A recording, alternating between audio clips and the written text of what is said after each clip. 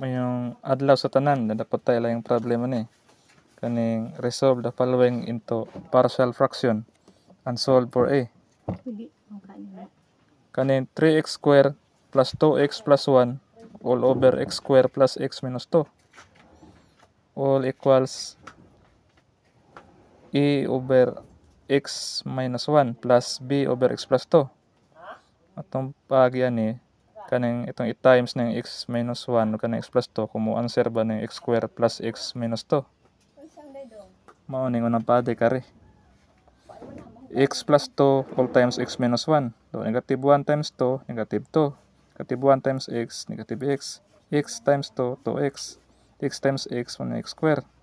Sa atong i-bring down ng negative 2. Da negative x plus 2x, mao ning positive x. Itong i-bring down ng x square, mao ning x square plus x minus 2 ang answer. So, mao ni ang x square plus x minus 2. May ikaduhang paagi himo ning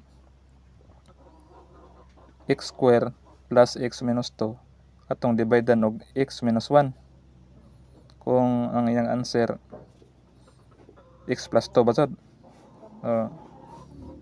X square divided by x mo ning x. X times x mo ning x square. X times negative 1 mo ning negative x. X square plus x minus x square minus x. Ang answer mo ning 2x.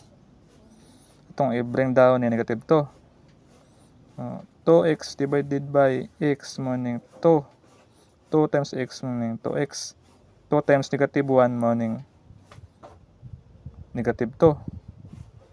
2x minus 2 i-minus yung 2x minus 2. Answer 0.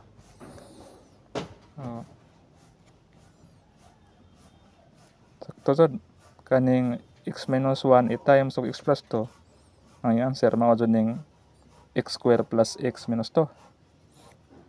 So, atong buhatan na ni itong i-copy ning 3x square plus 2x plus 1. Mao ni 3x square plus 2x plus 1. So, atong kuan na ni